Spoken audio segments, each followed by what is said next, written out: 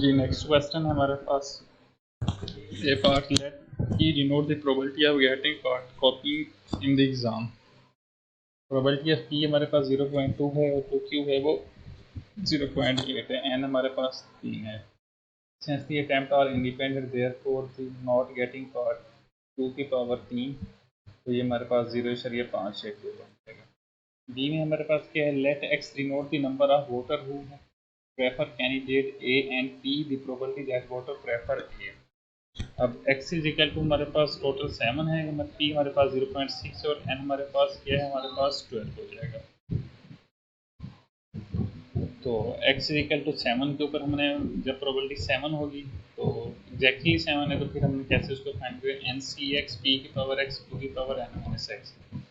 तो 12 सी 7, ये 792 हो जाएगा और 0.6 जीरो को जब आप 7 का उसका स्क्वेयर मीन्स पावर 7 लेंगे तो ये हमारे पास 0.0293 आ जाएगा और 0.4 एन माइनस एक्स ये 5 बच जाएगा और 0.4 की पावर 5 लेंगे तो हमारे पास ये इनको सब मल्टीप्लाई करें तो 0.02270। सी के हमारे पास let x denote the number of patients recovering from the delegate heart operation and P the probability that the patients recover, then P is equal to 0.9 n is equal to 7 और x क्या exactly हमारे पास 5 है। तो x जब हमारे पास 5 है तो फिर हम इसे कैसे फाइंड करेंगे कि 7 से 5 0.9 हमारे पास P है probability of success और बाकी रिमेनिंग जो हमारे पास probability of Q बचेगा वो हमारे पास 1 है। तो 5 C 7 C 5 हमारे पास 21 हो जाएगा, 0.9 की जब पावर 5 लेंगे तो ये वैल्यू आएगी और 0.1 की पावर वो वैसे 0.01 आ जाएगी। इसको मल्टीप्लाई करके तो ये हमारे पास 0.1240, तो ये हमारे पास क्या है जी, ये हमारे पास आई है उसकी प्रोबेबिलिटी। और ये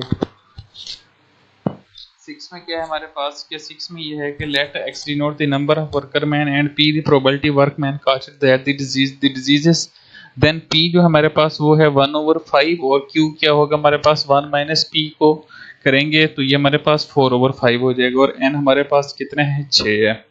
तो इसमें अब हम क्या फाइंड करने हैं, what's we see the probability that not more than 2 not more than will cause the diseases, for example x less than equal to 2, hence x less than equal to का क्या मतलब हुआ कि x 0 से लेके हमारे पास 2 तक, p की वैल्यू ये हमारे पास 1/5 और q 4/5 ये गिवन है।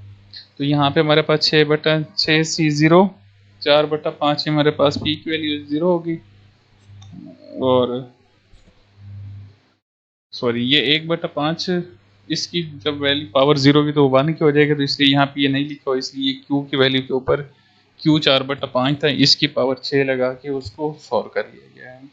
और ऐसे ही जब वो ये 1 के ऊपर था हो गई हमारे पास प्रोबेबिलिटी चेक करेंगे और जब प्रोबेबिलिटी हम 2 के ऊपर चेक करेंगे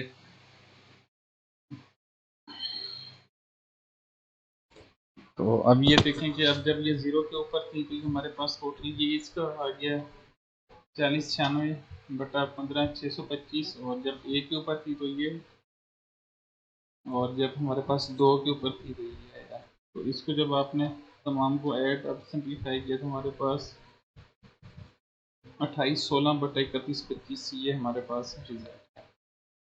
दूसरे में क्या वो सी की probability that 4 workman 5 workman and 6 workman, ये अब हमारे पास डिफरेंट हैं 5 4 5 और 6 के साथ हमने इसको ऑर्डर करने हैं। तो ये x greater than equal to 4 इसके ऊपर हम चेक करेंगे तो ये x इक्वल टू 4 से 6 तक जाएगा। तो ये 4 के ऊपर जब हम इसकी प्रोबेबिलिटी चेक करेंगे, जब इसके ऊपर 5 के ऊपर करेंगे और फिर ये हमारे पास 1/5 क्या है हमारे पास जस्ट जो p की प्रोबेबिलिटी है उसके ऊपर अगर हम चेक करेंगे तो इनको आप ऐड करेंगे 53 35 आ जाएगा 31 35 है। और जब आपके पास ये p हमारे पास प्रोबेबिलिटी 604 और q 06 हो जाएगा तो फिर first 3 days find the remaining 4 days that, ये क्या हो जाएगा हमारे पास q की पावर 3 और p की पावर 4, इसको आप मल्टीप्लाई और सिंप्लीफाई करेंगे तो 0.005 और फिर सेकंड पार्ट उसका क्या है rainfall on just 3 days. Total 7 days होते हैं, जो फॉल कर रही है वो 3 दिन कर रही है। तो पी और क्यू की ये वही ऊपर वाली वैल्यूज आ जाएंगी। तो इसको आप सिंप्लीफाई करेंगे तो ये 0.29। तो ये है आपका यहाँ तक क्वेश्चन। जी नेक्स्ट क्वेश्चन है हमारे पास 6.20। इसमें असल में हमारे पास इशू ये है कि वो कहता है कि हमारे पास जो टोटल कार्ड हैं उनमें से हमने कुछ कार्ड सेलेक्ट करने हैं। वो क्या करना है कि एक किंग में से और एक क्वीन में से सिलेक्ट करना है एक एक कार्ड। सबसे पहले हम ये करते हैं, जो नंबर ऑफ टर्न कार्ड हैं वो तो 2 हो गए। टोटल हमारे पास 52 हैं। एक क्वीन में से करना है और एक किंग में से, तो टोटल हमारे पास 2 हो गए। तो अब इसका हम ओवरऑल कॉम्बिनेशन निकालते हैं, जो 52C2 बनेगा तो ये हमारे पास 1326 बनेगा ये। उसके बाद फिर ये है हमारे पास के let A be event of getting one likely one king and one queen card. अब इसमें हम सेपरेटली इसको देखते हैं कि एक जो हमारे पास किंग होते हैं और एक जो क्वीन होती है, इसमें टोटल हमारे पास कितना, किंग के भी हमारे पास 4 कार्ड होते हैं और हमारे पास जो क्वीन होती है उसके भी 4 कार्ड होते हैं। अब इन दोनों में से हमने एक एक सिलेक्ट करना है। तो वो क्या हो जाएगा हमारे पास के 4C1। सपोज अगर ये हमारे पास किंग है तो 4 जो हमारे पास हैं वो टोटल हैं किंग के, और जो सिलेक्ट करने हैं वो एक करना है।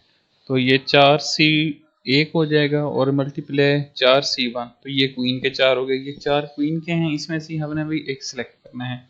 ये 4C1 1 होता है, ये 4 होता है, सॉरी 4C1 4 होता है। इसे आप कैलकुलेटर से निकाल सकते हैं। और ये 4C4 ये भी 4 हो जाएगा, तो 4 मल्टीप्लाई 4 ये 16 हो जाएगा।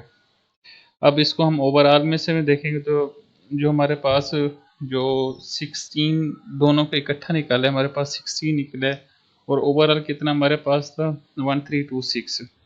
तो ये हमारे पास क्या बन जाएगा 8/663। तो ये हमारे पास उसका आंसर है।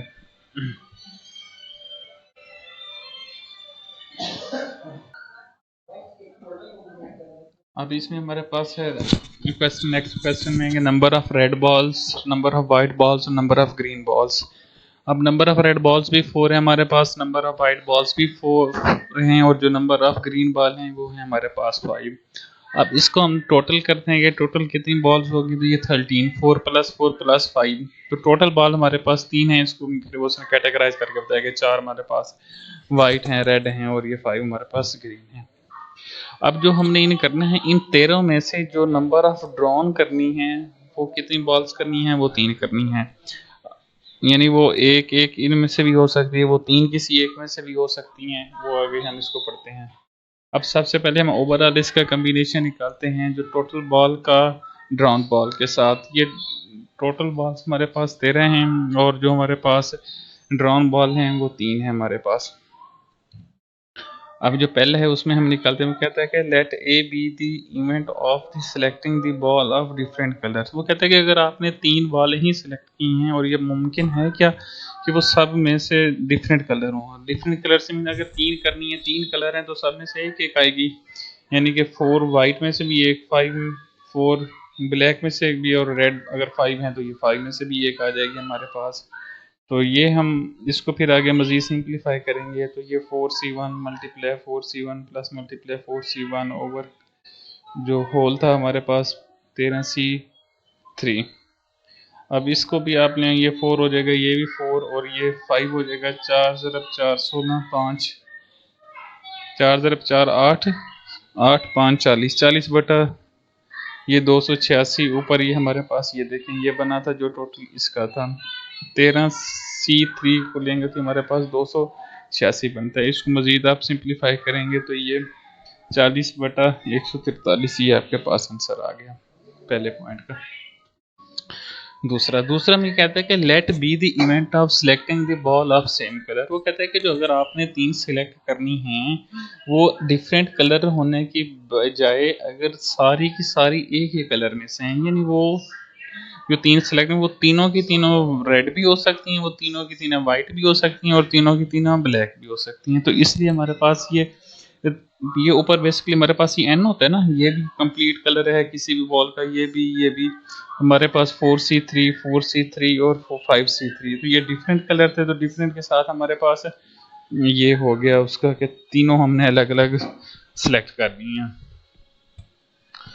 अब इसका भी कंप्लीट जब हम निकालेंगे सैंपल पॉइंट तो प्रोबेबिलिटी सॉरी, तो ये 4C3 4C3 और 5C3 इनको आप अगर मल्टीप्लाई करेंगे आपस में ऐड करेंगे तो ये भी हमारे पास 18 बन जाएगा। और नीचे जो कंप्लीट है वो हमारे पास 13C3, तो ये भी हमारे पास क्या बन जाएगा 286। तो इसको आप मज़ीद अगर सिंप्लीफाई करें तो ये 18/286 बन जाएगा। और अब जो हमारे पास b है वो क्या है 9/143।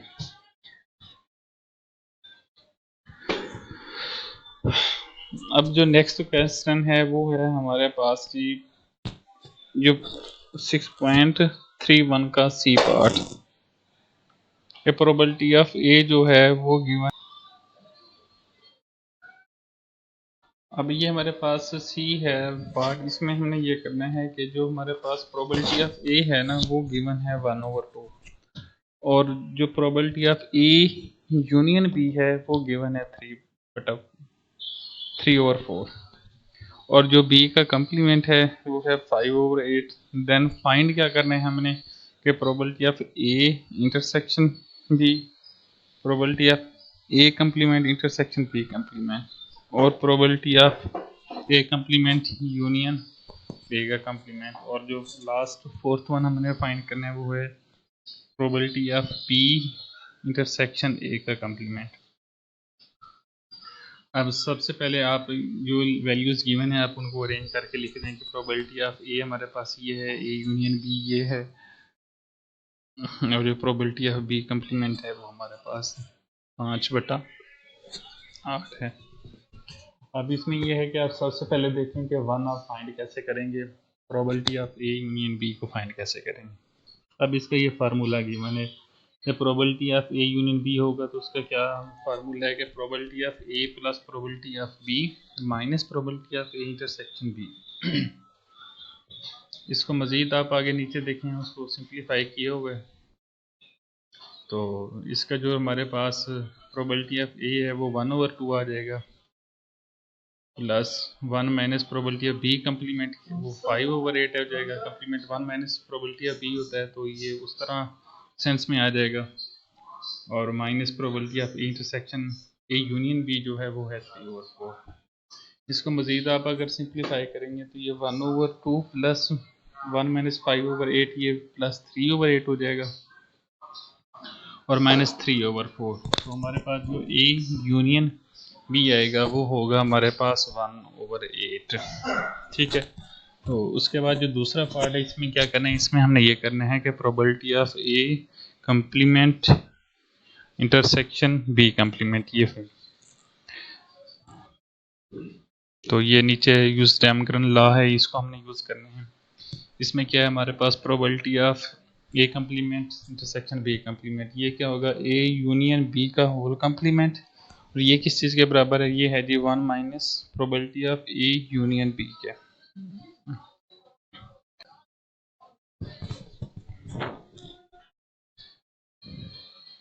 तो ये 1 माइनस 3/4 हो जाएगा, ये 1 माइनस ए यूनियन बी, जो probability of A union B है वो कितनी हमारे पास 3/4, तो ये हमारे पास इसका आंसर आ जाएगा 1/4।